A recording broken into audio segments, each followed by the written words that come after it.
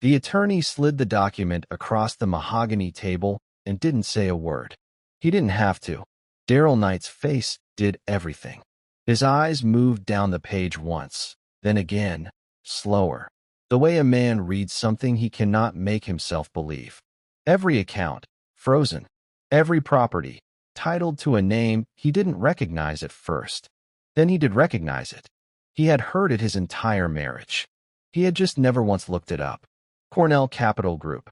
His wife, the one he had moved into the guest house so his mistress could wake up in their master bedroom, had owned all of it. Every last thing.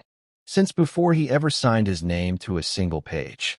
The estate sat on the west side of Atlanta, set back behind a black iron gate and a driveway that curved wide enough to feel like an arrival.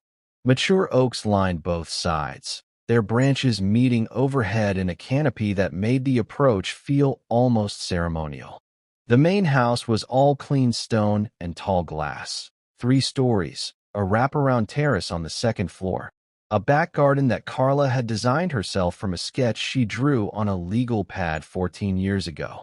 From the outside, it looked like the kind of home that meant something, the kind of home that took intention to build. It was a Sunday when it happened. Carla had been up since 6. She had made breakfast for the house the way she always did when the week ahead felt heavy, not because anyone asked, but because she understood that a home needed tending the way everything worth keeping did. She had brewed a full pot of coffee, sliced fruit, set out plates on the kitchen island with the unhurried precision of someone who found peace in the ritual of it. She had watered the planter on the back terrace. She had straightened the throw on the living room sectional. She had done all of this quietly, in the gray early light, before Daryl or anyone else in the house had stirred. She had done all of this because she still believed. Even then, even after the late nights and the unanswered calls and the way Daryl had started looking through her instead of at her, she still believed in the idea of a home that held people together. Her mother had taught her that. Her father had reinforced it in a different language. The strongest structures are the ones you can't see from the street. She was pulling glasses from the cabinet when she heard the front door open. She heard Daryl's voice first, that easy, carrying laugh he used when he wanted a room to know he had arrived. Then she heard heels on the entryway marble. Then she turned, and she saw her. The woman was dressed like she had already moved in. She walked through Carla's foyer with the slow, deliberate ease of someone taking inventory. She touched the accent table near the staircase. She looked up at the chandelier. She nodded, the way people nod when something confirms what they already decided. Daryl put his hand on the small of the woman's back and turned to Carla with an expression that was almost apologetic but wasn't quite. "The guest house has everything you need," he said. "You'll be comfortable out there." His associate standing behind him in the doorway covered his mouth. Someone laughed. Carla set the glass down on the counter. She did not raise her voice. She did not ask a single question. She picked up the leather portfolio sitting on the kitchen island, slim, dark brown, her initials pressed into the bottom right corner in brass, KC, and she walked to the back door without looking at either of them again. What Daryl did not know, had never thought to ask, had never once considered in 16 years of watching her move quietly through rooms he assumed were his, was that those 2 initials appeared on something else. 41 documents, to be exact. 41 deeds, contracts, and corporate registrations, each one belonging to a subsidiary of a holding entity she had been building since the year they met. He would find out. Just not yet. Carla stepped outside into the morning air, crossed the lawn toward the guest house, and did not look back at the home she owned. 6 weeks later, she would walk into a boardroom on the 42nd floor of a building whose name was engraved on her portfolio, and Daryl Knight would finally understand what he had been living inside all along. By Tuesday, Carla had reduced her life in that house to 2 suitcases and a garment bag. She had not packed in a hurry. That was the thing no one would have understood if they had watched her. How unhurried she was, how methodical, moving through the guest room of her own estate with the focused calm of a woman who had already made every decision that mattered. She folded things carefully. She chose what she needed and left everything else exactly where it was. The art on the walls, the dishes in the cabinet, the deed in the filing system she had built herself, organized by property, by entity, by date of acquisition. She left all of it exactly as it was, because none of it was going anywhere. Not really. The guest house was smaller than the main residence, but not small. She had designed it herself, the same way she had designed everything on the property, with intention, with an eye for what would last. 1,200 square feet, a full kitchen, good light from the east-facing windows in the morning. She had originally imagined it for her father, back when she still believed he had more years left than he did. It had sat mostly unused since the funeral. Clean, maintained, waiting. She set her 2 suitcases inside the bedroom door and did not unpack them fully. She hung the garment bag in the closet, placed her leather portfolio on the desk by the window, and put the coffee maker on the counter because that, at least, was non-negotiable. Then she sat down, looked out the window toward the main house, and allowed herself exactly 1 minute of stillness before she opened her laptop. Through the glass, she could see the movers Daryl had hired. 3 men in gray uniforms carrying boxes out the side entrance, loading them into a white truck parked in the driveway. The woman, she had learned her name by now, had said it once in her mind, and then put it away like something that didn't require further handling, stood on the front steps in a silk set, and oversaw the whole operation with the authority of someone who believed possession was 9/10 of something that actually belonged to her. She pointed. The men carried. She shook her head at something, and they carried it back inside. Carla watched for a moment. Then she looked back at her screen. The first transfer took 11 minutes to initiate. It was a clean, straightforward restructuring, a subsidiary reclassification she had been preparing for 2 months. Ever since the first time she noticed Daryl's signature on a document it had no business being on. She had said nothing then. She had simply started building the contingency, the way her father taught her to think 3 moves ahead of any room she walked into. You don't react to what's happening, he used to say, leaning back in his chair with a deed in his hand. You prepare for what's coming. The second transfer took longer. This one required a call, brief, professional, conducted in the voice she used when she needed someone to understand that a thing was being decided, not discussed. Her attorney picked up on the second ring. They spoke for 9 minutes. When she ended the call, another door had closed. Daryl had no key to it. He never had. She worked through the afternoon without stopping. The light shifted from morning gold to the flat white of midday, and then to the long amber of late afternoon, and Carla moved through each hour with the same quiet efficiency she brought to everything she had ever built. By the time the moving truck pulled out of the driveway and the main house went still, she had initiated 4 separate legal actions, none of them loud, none of them visible to anyone who didn't know where to look. Each one was a door. Each one was now closed. She made coffee. She stood at the window and drank it while the sun went down behind the tree line. Across the property, the lights in the main house came on room by room. Daryl had people over that same evening. She could hear it faintly. Music, voices, the particular register of men laughing in a way that meant they were performing for each other. She recognized 2 of the cars in the driveway from the company's parking structure. Associates, the kind of men who needed to believe they were close to something important.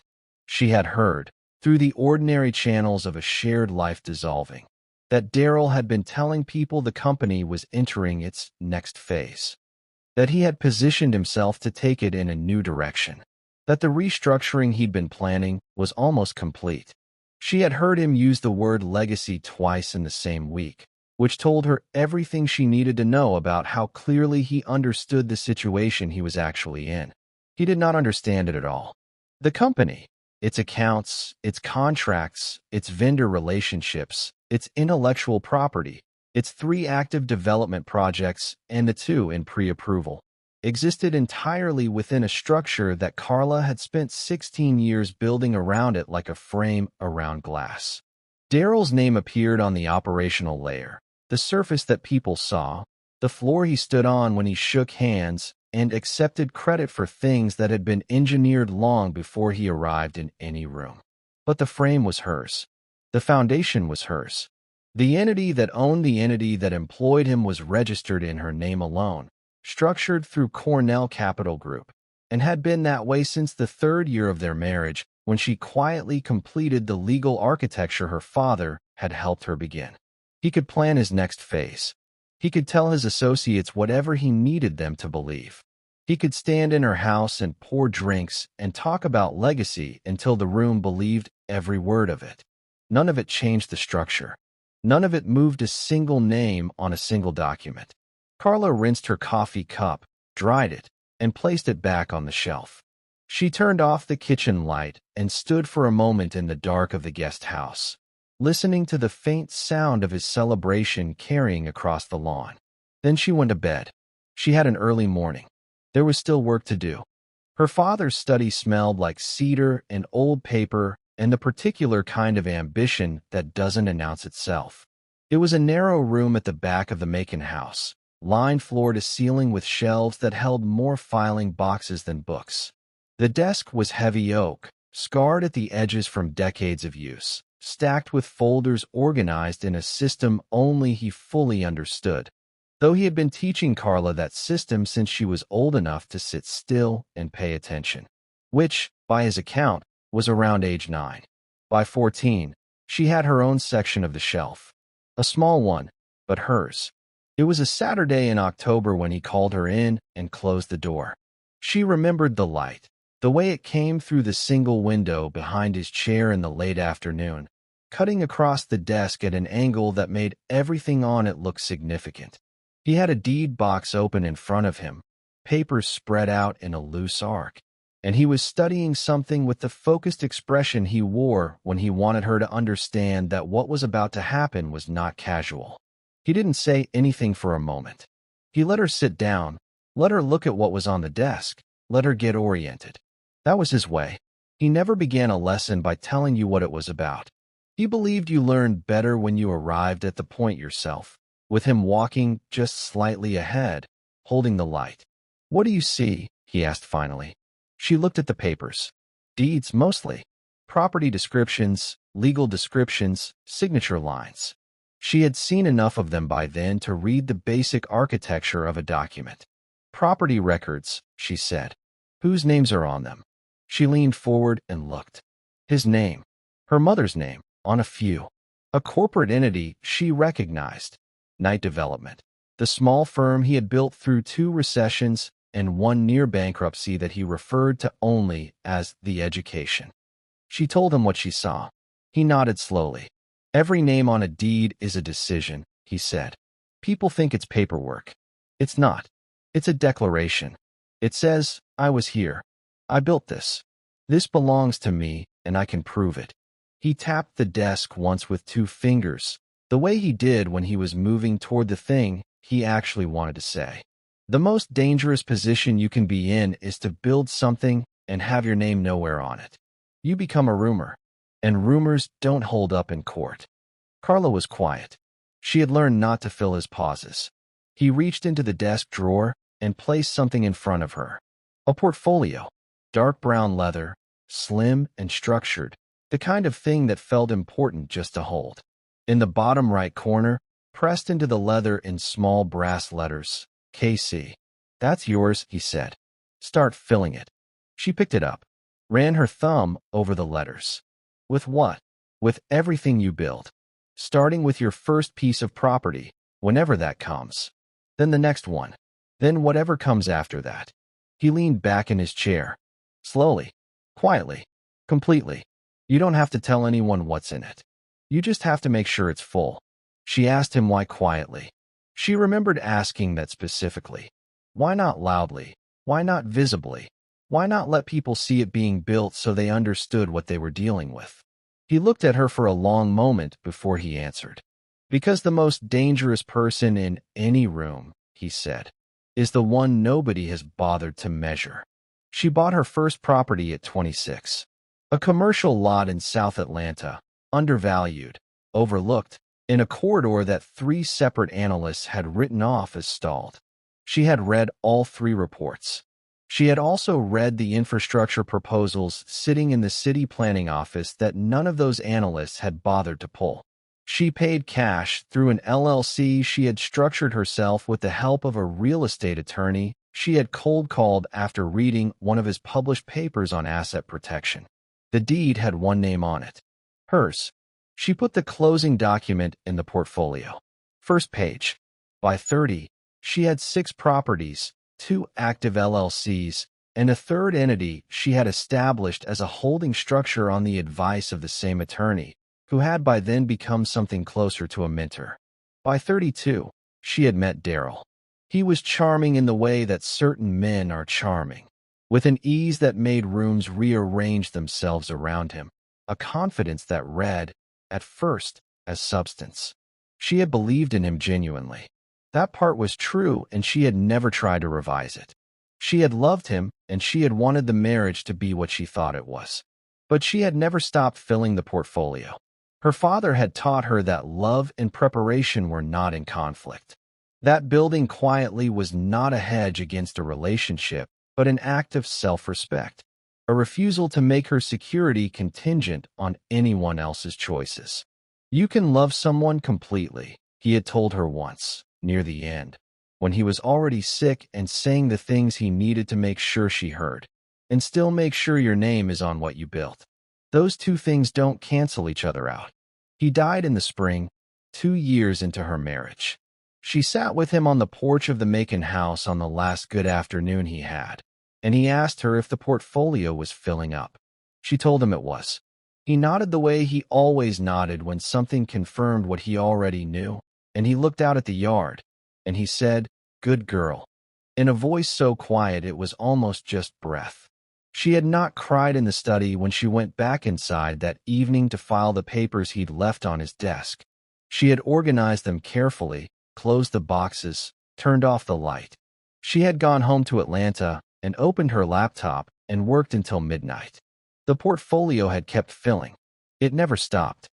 The summit was held on the 42nd floor of a building that Carla had acquired 7 years ago through a subsidiary so many layers removed from her name that even the building's own management company had never connected the ownership to the woman who occasionally walked through the lobby without stopping at the front desk. She had chosen the venue herself. She had chosen everything herself, the way she always did, quietly, thoroughly, without making it a point of conversation. Daryl had been told about the event 3 weeks earlier. He had received the invitation through the company's executive communications channel, the one his assistant managed, and he had responded the way he responded to anything that seemed to confirm his position, with the particular enthusiasm of a man who believed he had earned his place at the center of a room. He had told 2 of his associates about it over dinner. He had mentioned the keynote to his mistress, who had asked what he was going to wear, and he had taken that question seriously. He arrived in a charcoal suit, a pocket square, shoes that cost more than the guest house monthly utility bill. He arrived with the easy forward momentum of someone who had never once considered that a room might not be waiting for him. The board member was standing near the entrance when Daryl came through the glass doors. His name was Gerald Osei, a quiet, precise man in his 60s who had been with Cornell Capital Group since its 3rd year of operation and who had a gift for delivering difficult information in a tone so measured it took a moment to understand what had actually been said. He extended his hand, shook Daryl's firmly, and smiled the way men smile when they are being professional about something uncomfortable. "Glad you could make it," Gerald said. "We have you in the 3rd row, center section. Excellent sight lines." Daryl looked at him. "I'm delivering the keynote." "The program has been updated," Gerald said. He said it simply, without elaboration, the way you state a fact that doesn't require defense. "Your credentials have been updated to guest. Everything you need for the evening is at the registration desk under your name." He paused just long enough to let it land. "It's going to be a remarkable evening. We're very glad you're here." Then he turned and walked back toward the main hall, and Daryl was left standing at the entrance holding a situation he had no architecture for. He went to the registration desk. He collected his badge. He read the word on it. Guest. And he held it in his hand for a moment before he clipped it to his lapel with the expression of a man deciding that whatever this was, it would be resolved shortly. He found his row. He sat. His associate, a man named Bryson who had no idea what was happening but understood enough to stay quiet, sat one seat over and said nothing. The room filled around them. 200 people, maybe more, the particular density of money and influence that shows up in good shoes and unhurried conversation. People who knew each other and people making sure they were known. The kind of room Daryl had spent 15 years trying to position himself inside, believing each time that he had finally arrived at its center. The lights adjusted. The moderator took the stage. She was a woman Daryl recognized from the business press, composed, authoritative, the kind of moderator who understood that her job was to set a stage, not occupy it. She welcomed the room with the efficiency of someone who knew exactly what was about to happen and respected it enough not to delay it. She spoke briefly about the history of Cornell Capital Group, its founding, its scope, the breadth of its portfolio across commercial real estate, energy infrastructure, and venture development. She cited the number, $40 billion. She let it sit in the air for a moment the way numbers of that size deserve to sit. Then she said, "It is my privilege to introduce the founder and principal owner of Cornell Capital Group, Carla Cornell." The room responded before Carla had taken 3 steps toward the podium. Not applause exactly. Not at first. It was more like a collective reorientation, the sound of 200 people absorbing new information and adjusting everything they thought they understood about the evening. Then the applause came, full and sustained, the kind that means something beyond politeness. Carla walked to the podium in a cream suit. She set her portfolio on the surface in front of her, opened it to the first page, and looked out at the room with the expression of a woman who had been preparing for this moment for 22 years and had no interest in performing surprise about it. Daryl stood up. He was not sure why he stood. His body did it before his mind caught up. Some instinct, some reflex that had not yet received the message that there was nowhere to go.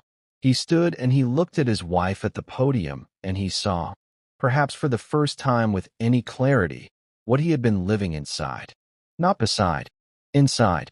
Every room he had walked into with confidence, every contract he had signed with authority, every conversation he had conducted from a position of assumed power, all of it had been a structure she built, maintained, and had chosen, until now, not to claim in front of witnesses.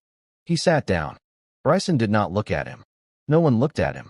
The room was looking at Carla, who had begun to speak in the measured, unhurried cadence of someone who had earned the right to take up exactly as much space as she needed. She spoke about the company's origins. She spoke about her father. She spoke about the principle of building something so well-structured that it could withstand anything, market downturns, bad partnerships, the particular kind of erosion that comes from proximity to people who take without accounting. She did not look at Daryl once. She didn't need to. Everything she needed to say to him was already said, in the badge on his lapel, in the chair he was sitting in the 42 floors of a building that had her name in a document he had never thought to read. Daryl sat in the 3rd row and listened to his wife dismantle his world so calmly, so completely, that the most devastating part was that she never once raised her voice. The repossession happened before she made it back to the lobby. Carla had not planned that detail specifically. The timing was simply the result of instructions she had given 10 days earlier, executed on schedule, indifferent to the particular poetry of it. But she heard about it afterward from Gerald, who relayed it with the neutral precision he brought to all information. The car, a white Range Rover that Daryl had been driving for 8 months on a company lease held by a Cornell Capital subsidiary, had been collected from the parking structure at 9:47 in the evening. The woman had come down from the summit with her coat over her arm and her phone in her hand, and had stood in the parking structure for a long moment looking at the empty space where the car had been, as if looking long enough might reverse the situation. It would not. The car was already on a flatbed moving north on I-285. The lease had never been in her name. It had never been in Daryl's name.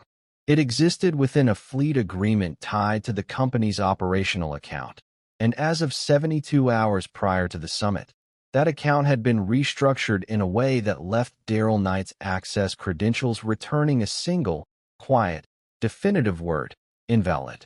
He did not discover this until the following morning. He had left the summit without speaking to anyone, which was its own kind of statement from a man who had never in his life left a room without making sure it remembered him. He had driven home, to the estate, to the house that had his furniture and his clothes and his mistress and his sense of himself as a man of consequence.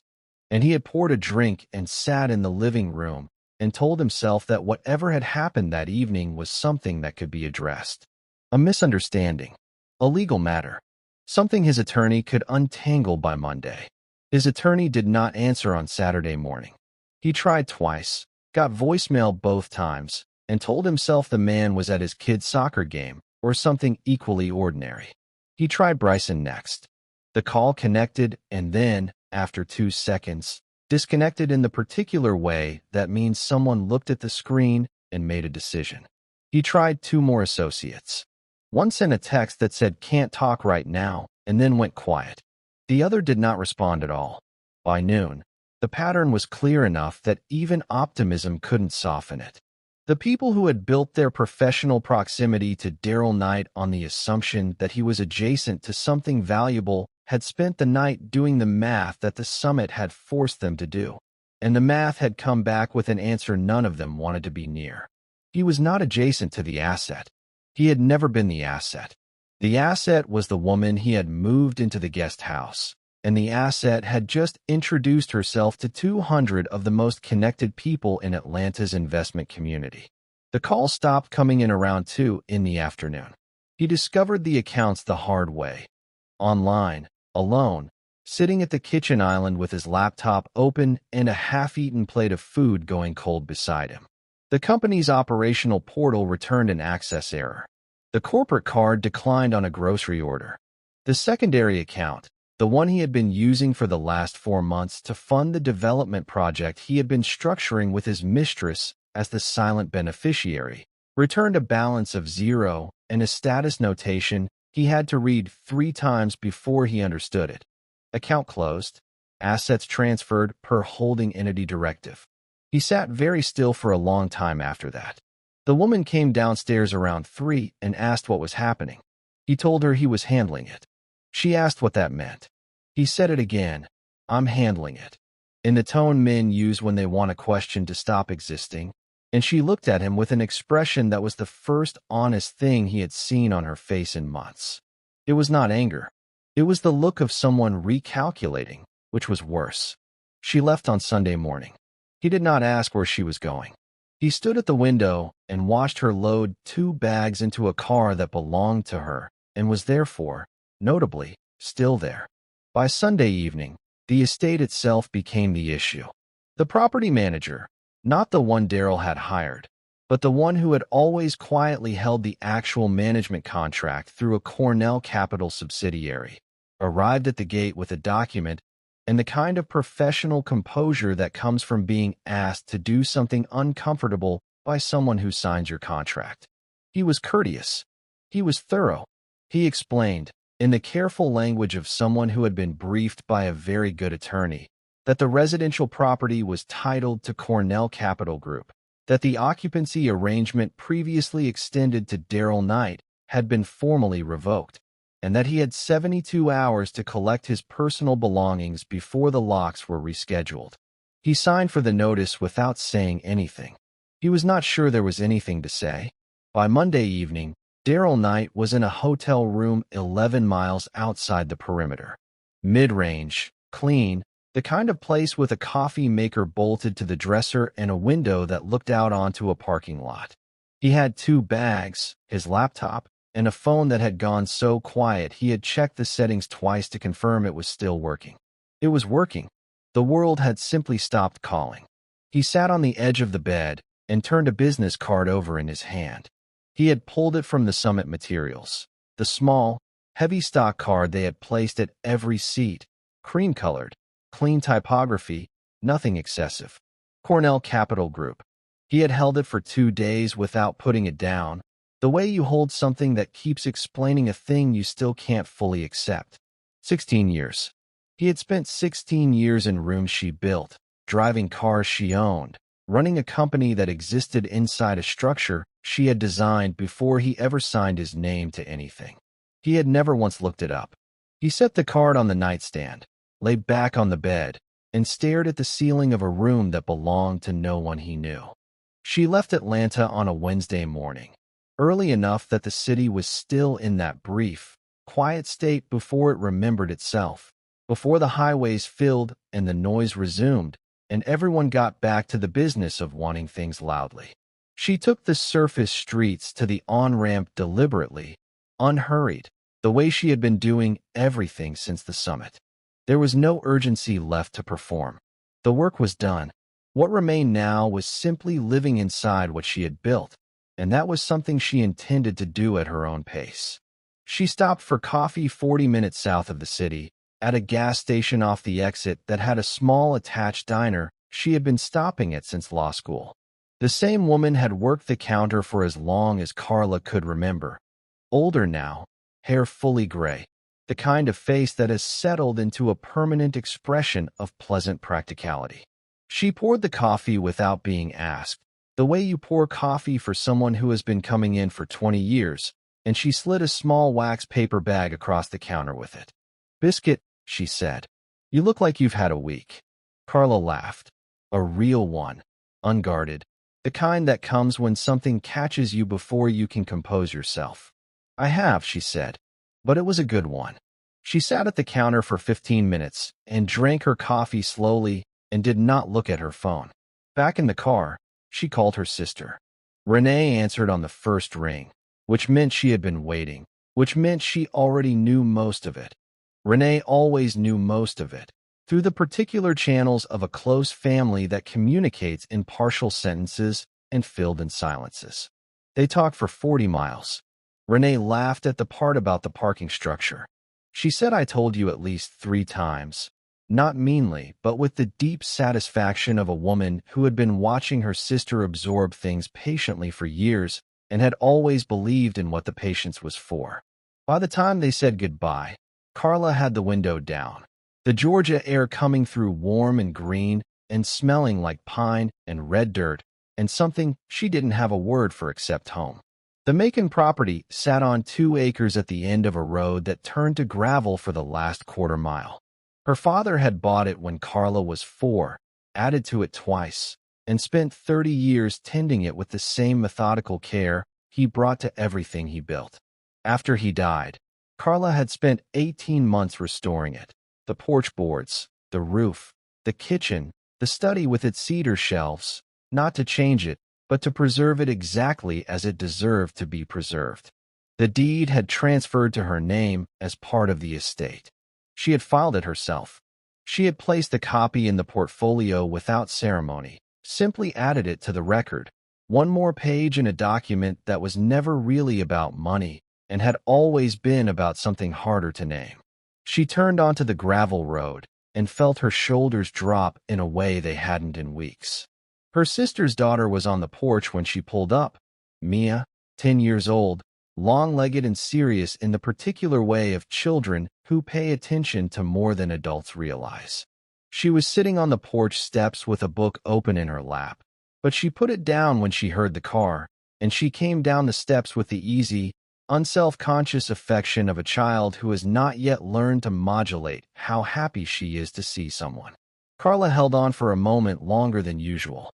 They sat on the porch together as the afternoon began its long, slow exhale toward evening.